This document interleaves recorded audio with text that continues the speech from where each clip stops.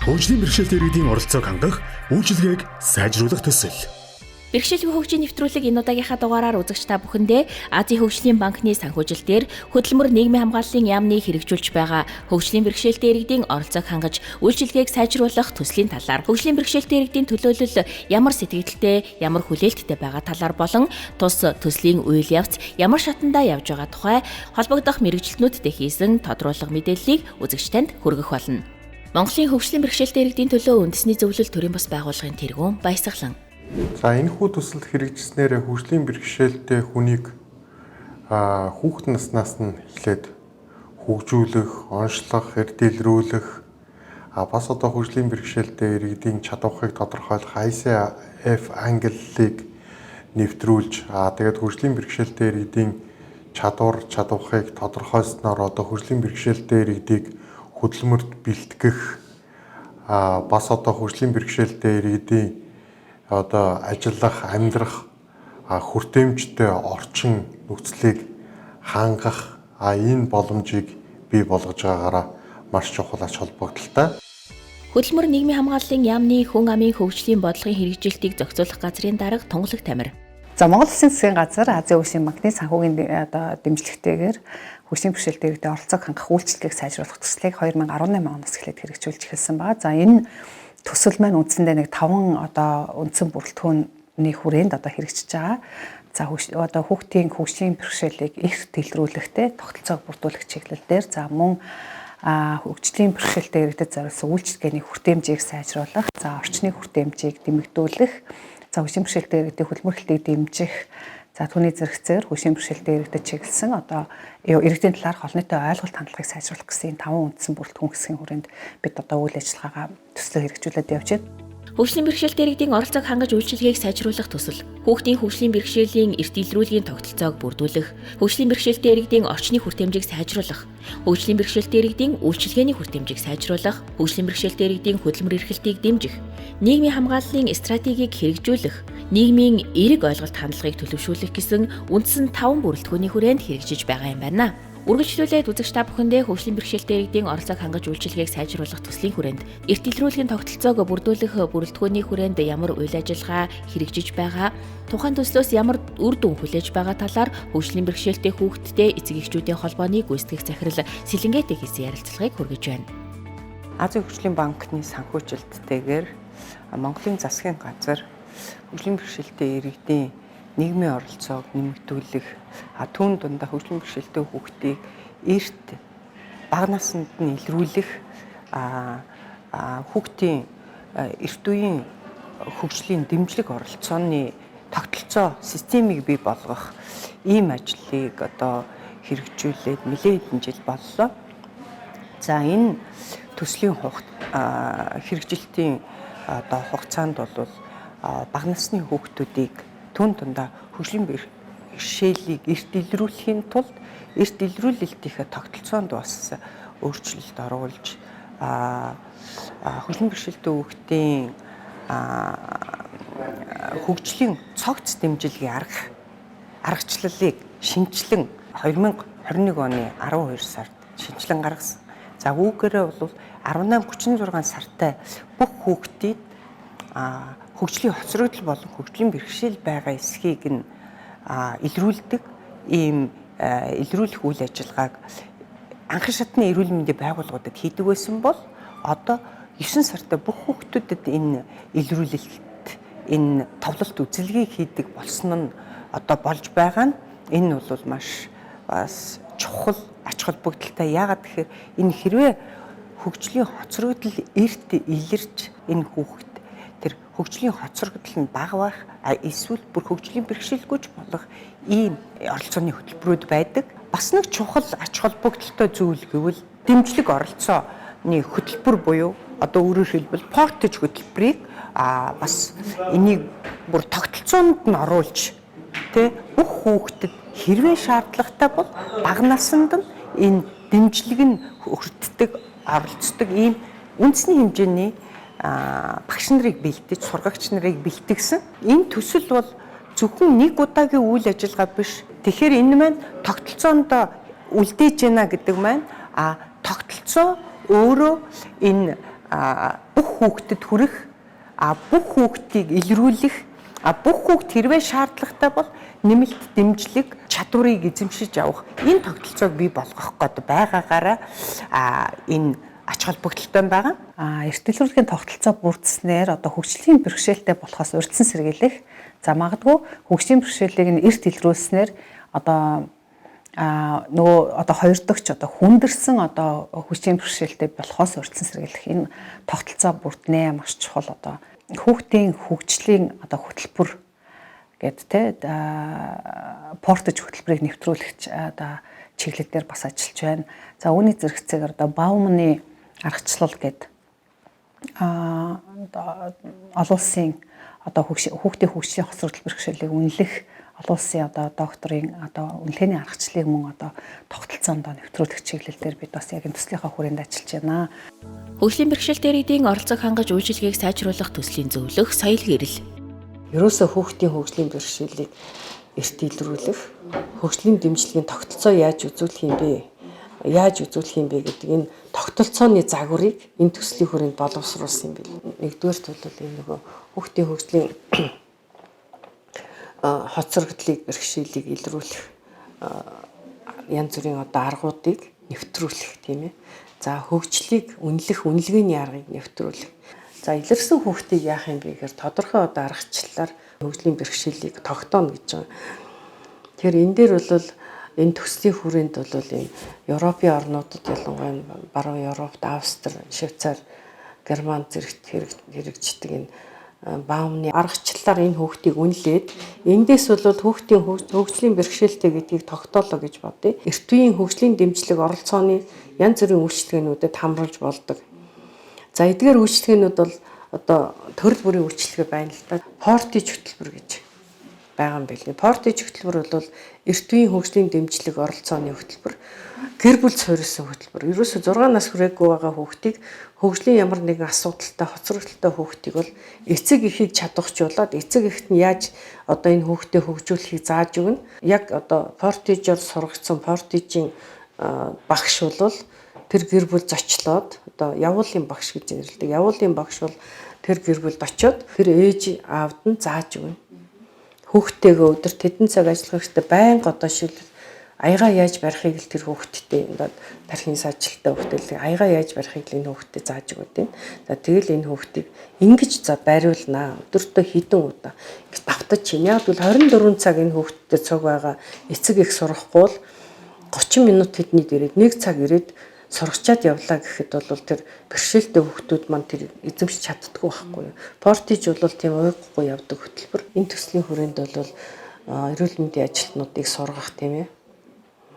За боловсролын байгууллагын ажилтнуудыг сургах. Мөн одоо сэргээн заслын мэргэжлэнүүдийг бэлтгэх маш том одоо цогц асуудал явж байгаа юм билээ. Сэргээн заслын мэргэжлэнүүдийг бэлтгэхээр зэрэг Монголд маш их дутагдaltaй байгаа хөдөлгөөн засал, ах уй засал, хөдөлмөр засал тийм ээ, хил засал, хараа засал тийм ээ, хараа зүйч, сонсголын одоо мэргэжилтэн эдгээр хүмүүсийг бол шаардлагатай гэж үзэж байна.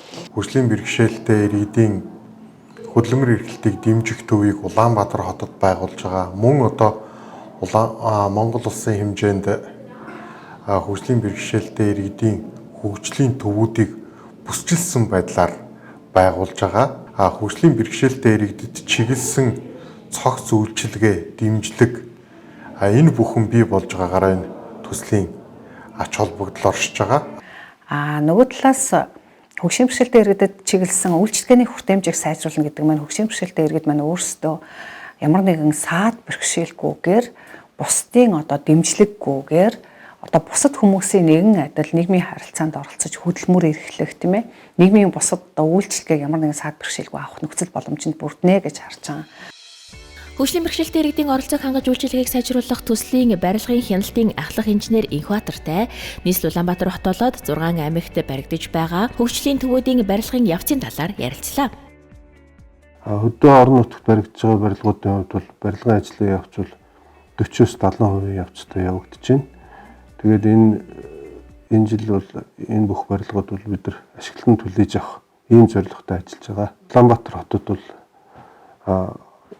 бас хөгжлийн бэрхшээлтэй иргэн зориулсан иргэдэд одоо бас үйлчлэгээ явуулах ийм барилгын ажил одоо энэ 5 дугаар сард багтаж эхлэх гэж байна. За барилгуудын одоо энэ барилгууд маань бүгдээрээ бас зураг төслийн хувьд бол онцлог хөгжлийн бэрхшээлтэй иргэдэд одоо зориулагдсан Монгол улсад болон олон улсад одоо мөрдөгддөг энэ хөгжлийн бэрхшээлтэй иргэдийн барилгын норм дүрмийн стандартын хүрээнд баригдаж байгаа энэ барилгууд байгаа. За жишээ нь гэж ярихад бол төдөө орон нутагт баригдаж байгаа барилгад бол одоо явган зам гэж одоо шат гэж байдаг. Тийм шатны оронд пандус шаттай байх жишээтэй, цахилгаан шаттай байх жишээтэй. Ийм юмнууд бол одоо төлөвлөлтийн хувьд бол ингэж байгаа. Мөн хөгжлийн бэрхшээлтэй иргэд чөлөө цагаа бас зөв боловсон өнгөрөх жижиг спорт арга хэмжээ зохион байгуулах ийм боломжийг нь бид бас хангаж ийм төлөвлөлт зохион байгуулалтыг хийж гисэн байгаа. Хөдөө орон нутагт баригдаж байгаа барилгууд маань бол өнгөрсөн онд эхэлсэн. Өнгөрсөн оны 6 дугаар сард эхэлсэн барилгууд байгаа. Тэгээ энэ ажлууд маань бол энэ жил одоо энэ оны 7 сар, 8 сар гэхэд бол ашиглалтанд орох ийм төлөвлөгөөтэй ажиллаж байгаа. Улаанбаатар хотын хувьд бол баригдах барилга маань бол одоо энэ 5 сард эхлэх ийм төлөвлөгөөтэй бид нар бэлтгэл ажлаа хангаад явж байна. Тэгээд энэ маань бол нэг 20 жилийн хугацаанд баригдах эхний төлөвлөгөө байгаа. Бид нар тэрнийг аль болохоор тэрнээс өмнө ашиглалтанд оруулахар зорж ажиллаж байна. Тэгээ ер нь бол яг альва аж ахуйн ажил бол янз бүрийн хүндрэл бэрхшээлтэй бол байнга тулж явдаг. Тэгээ энийг бид нар адилхан бас тойрч гарсангүй. Тэгээ яг хамгийн том хүнд бэрхшээл бол энэ хил хаагдсантай холбоотойгоор бараа материалын таталт удаашрж байна. Энэ эргээд бидний бас төлөвлөж исэн энэ хугацааг бас тодорхой хэмжээгээр хойш нь татах ийм ажилд бас сөргөөр ийм нөлөөлж байгаа юмнууд байсан. Тэгээ одоо бол үндсэндээ бол энэ ажлыгаа бид нар ард нь арах зорилготой гүйцэтгэгч компаниудтайгаа бас одоо асуудлын шийдэх тал дээр нь ингээд хамтраад ажиллаа явж байна. Ер нь бол яг энэ бүтээн байгуулалтын ажлууд бол одоо өнөөдрийн байдлаар бол хийгдэж байгаа ажлууд бол гайгүй явагдаж байна. Тэгээд яг энэ жилийн бас нэг барилга дээр гарч байгаа нэг онцлог жил болж байна. Зөвхөн манай 6 барилгууд ч биш. Одоо улс орны даяар баригдаж байгаа бүх барилгын компаниудын бараа материалын үнийн өсөлттэй холбоотойгоор бүгд бас тодорхой хэмжээний хүндрэл бэрхшээлтэй тулж байна. Төвөөр маань бид нар ямар үйлчлэгээ үзүүлэх вэ гэхээр одоо хөгжлийн бэрхшээлтэй хүүхэд болоод насан туршид чиглэсэн хөгжлийн бэрхшээлтэй хүмүүст өөрт нь түүний зэрэгцээр яг энэ хөгжлийн бэрхшээлтэй одоо гишүүнтэй гэр бүлд чиглэсэн үйлчлэгээг үзүүлэн одоо хөгжлийн бэрхшээлтэй иргэдэд үзүүлэх халамжийн үйлчлэгээ, нийгмийн хамгааллын үйлчлэгийг сайжруулах чиглэл болоод хурдэмжийг нэмэгдүүлэх чиглэл дээр бас бодлого стратегийг нөлөөлөх олон санал зөвлөмжүүдийг боловсруулж танилцуулах ажлууд хийгдэж байна. Хөгжлийн бэрхшээлтэй иргэдийн оролцоог хангаж үйлчлэгийг сайжруулах төслийн хүртээмжийн зөвлөх Батулам.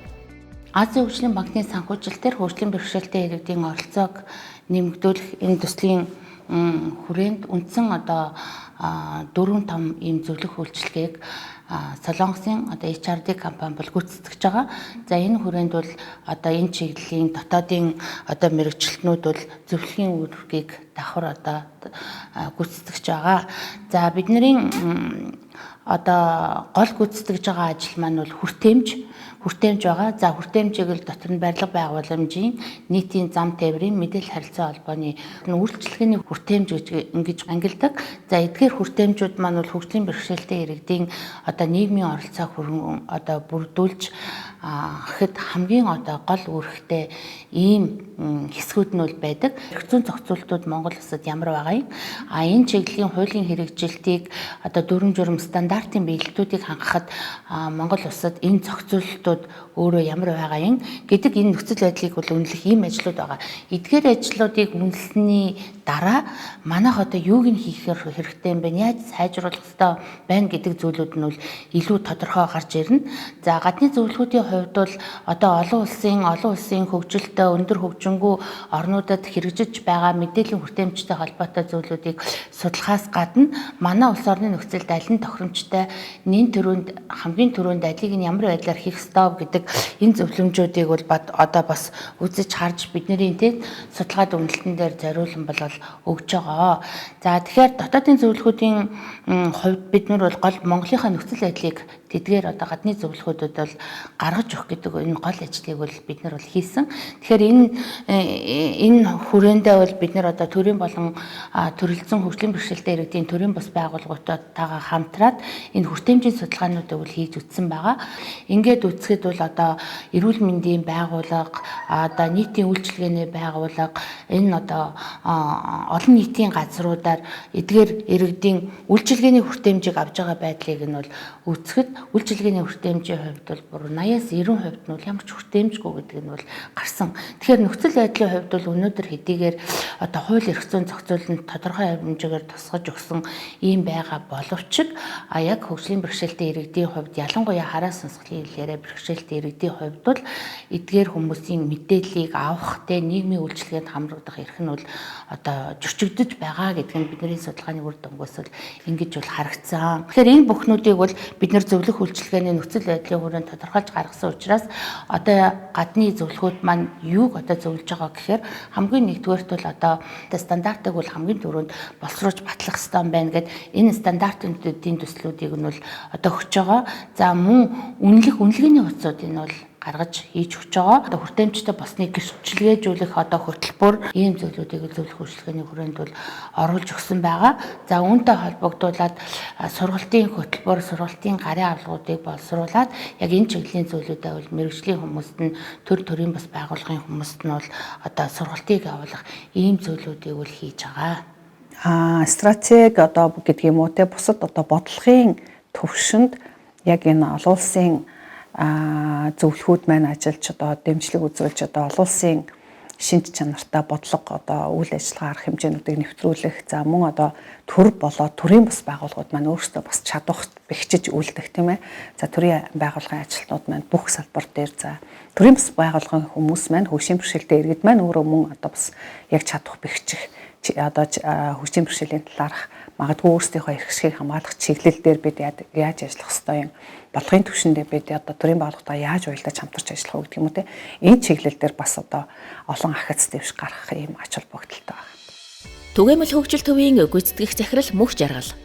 За хөгжлийн бэрхшээлтэй иргэдийн оролцоог хангах, үйлчлэгийг сайжруулах төслийн хүрээнд хийгдэж байгаа саадгүй байдал хүртээмжийн тухай хуулийн маань хэлэлцүүлэг бол яг ингээд явж байгаа. Тэгээ төрийн бас байгууллагууд хөгжлийн бэрхшээлтэй иргэд, за хөгжлийн бэрхшээлтэй хүмүүстэй арга гэрийнхэн яг энэхүү хууль дээр өөрсдийнхээ дуу хоолойг хүргээд ингээ хамт оролцоод саналаа солилцоод явж байгаа. Саадгүй байдал хүртээмжийн тухай хууль маань 4 хуваагдсан байгаа. Нэгдүгээр болохоор барилга байгууламж, зам талбай, замын байгууламжийн хүртээмж, хоёрдугаарт нь нийтийн дээгүүрийн хүртээмж, гуравдугаарт нь мэдээлэл харилцаа технологийн хүртээмж, за хамгийн сүүлд нь үйлчилгээний хүртээмж гэдэг.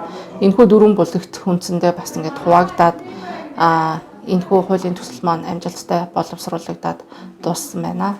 Энэ тэгээд томоохон хуулийг бас Монгол улсад батлуулахын төлөө санаачлан хамтраа дэмжиж ажиллаж байгаа.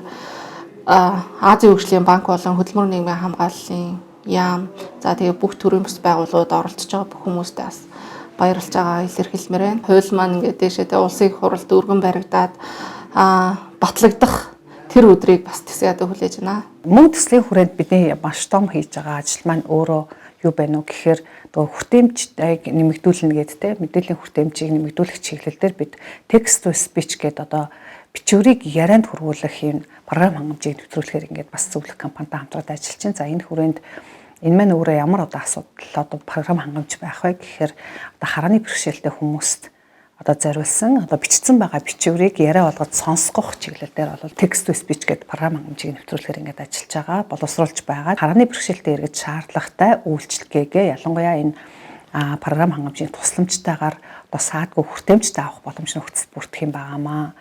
За мөн одоо бид нар одоо олон нийтийн ойлголт хандлагыг сайжруулах чиглэлээр хөгжлийн бэрхшээлтэй эргээд хөгжлийн бэрхшээл гэж юу юм те? Эсвэл хөгжлийн бэрхшээлтэй гэдэг бид яаж ойлгох ёстой юм?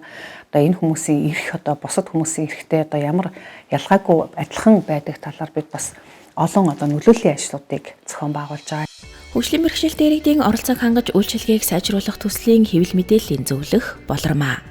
Азийн хөгжлийн банкны дэмжлэгтэйгээр хөдөлмөрийн хамгааллын яам дээр хэрэгжиж байгаа хөгжлийн бэрхшээлтэй иргэдийн оролцоог хангах үйлчилгээг сайжруулах төслийн хүрээнд хөгжлийн бэрхшээлийн талаарх ойлголт хандлагыг нийгэмд одоо эргээр түгээх хөгжлийн бэрхшээлийн талаарх мэдлэгийг одоо бусад одоо зорилттой бүлгүүдэд хүргэх зорилгоор нөлөөллийн ажил бол хэрэгжиж байгаа. Энэхүү нөлөөллийн ажлыг хөгжлийн бэрхшээлтэй иргэдийн эрхийг хамгаалах чиглэлээр үйл ажиллагаа явуулдаг төрийн бас байгууллагууд маань одоо гол хэвлэл мэдээллийн байгууллагуудтай хамтраад хэрэгжүүлж байгаа нь чухал ач холбогдолтой болж байгаа. Яад ач холбогдолтой гэж үзэж байгаа гэхээр хөгжлийн бэрхшээлтэй иргэдийн байгууллагууд маань өөрсдийн гэсэн дуу хоолойгоо өөрсдийн одоо асуудлаа одоо амжилттай алдаа оноогоо өөрсдөө гаргаж ирж өөрсдөө тэрийгэ бүтээж байгаагаараа илүү одоо давуу болж байгаа. Мөн манай хэвлэл мэдээллийн байгууллагын одоо сэтгүүлчид, уран бүтээлчид бас хөгжлийн бэрхшээлтэй иргэдийн төрийн бас байгууллагуудтай хамтарч ажилласнараа хөгжлийн бэрхшээл гэж юу юм, ер нь оролцоо ямар байх ёстой, хүртээмж ямар байх ёстой гэдэг талаар бас харилцан бие биенээсээ суралцаад чадахчаад явж байгаа. Төрийн бас байгууллагууд маань өөрсдөө хийж байгаа энийхээ хүрээнд өөрсдөө цаашдаа одоо яг өөрсдийнхөө үйл ажиллагааны чиглэлээр аливаа нэгэн сурчлагын ажил хийхдээ бас хийхэд одоо бас өөрсдөө бэлдээж чадахчж байгаа гэж бас харж байгаа. Өдөр тутмын сонингоор за тэгээд телевизийн контент, за тэгээд богино хэмжээний шторкууд, за тэгээд нийгмийн сүлжээг ашиглаад сурчлагаа явуулах, за тэгээд радиогийн контентууд бүтээх гэдэг ингээд дотроо жижиг багцаар ингээд хуваагдаад хэрэгжиж байгаа. Хөгжлийн бэрхшээлийн талаарх одоо ойлголт хандлагыг нийгэмд хүргэж байгаа нь өөрөө аливаа нэгэн одоо үйл ажиллагаа, бизнес хөдөлмөр эрхлэлтэд бол ялгуурлан гадуурхгүй байх тий. Хөгжлийн бэрхшээлтэй хүмүүс бол бас хөдөлмөрчин одоо ажил хөдөлмөр эрхэлдэг нийгэмд бас өөрийн гэсэн оролцоогоо бий болгоод явдаг. За тэгээ бизнес эрхэлдэг зарим бүр ажил олгогч хүртэл ингээд бий болцсон. Ажил одоо доор хэд хэдэн хөгжлийн бэрхшээлтэй хүмүүс ингээд аваад ажилуулад ингээд амжилттай яваа одоо тийм зүйлсүүдийг хүргэж байгаагаараа бас манай үзэгчид, уншигчид бол энэ талын мэдээллийг бас юу гэдгээ өмнө нь бол хөгжлийн бэрхшээлтэй хүмүүс ингээд халамж хүртэй байж идэг гэдэг ойлголтоос бас салах байхаа. Тэгээд ер нь хөгжлийн бэрхшээлтэй гэлтгүй ер нь нийгэмд бүгдээрээ ижил тэгш оролцоотой байвал ямар ч одоо зүйл саадгүй байвал бүх юм сайхан байна гэдэг энэ манай нөлөөллийн ажлууд бас харуулж байгаа. Монгол Улсын засгийн газраас төрөөс хөгжлийн бэрхшээлтэй иргэдийн чиглэлээр авч хэрэгжүүлэх үйл ажиллагааны стратеги бодлогыг төлөвлөж байгаа. Бас одоо хөгжлийн бэрхшээлтэй иргэдийг иргэний нийгмийн байгууллагуудыг, төрийн бус байгууллагуудыг энэ төслийн үйл ажиллагаанд одоо ч оролцоог нь хангаж одоо бүх нөхцөл боломжоор хангаж ажиллаж байгаагаараа энэ төсөл бол нэлээ үр дүнтэй хэрэгжих нөхцөл боломж бүрдэж байгаа. Бид ч гэсэн бас одоо хөгжлийн бэрхшээлтэй иргэдийн зүгээс энэ төслөө амжилттай хэрэгжүүлэхийн төлөө бас төслийн нэгжтэй хамтарч ажиллаж байгаа. Бэрхшээлгүй хөгжийн нэвтрүүлэг энэ удаагийнхаа дугаараар Азийн хөгжлийн банк, Монгол Улсын засгийн газар, хөдөлмөр нийгмийн хамгааллын яамнаас хэрэгжүүлж байгаа хөгжлийн бэрхшээлтэй иргэдийн оролцоог хангаж үйлчилгээг сайжруулах төслийн явцын тухай мэдээллийг үзэгч танд хүргэлээ.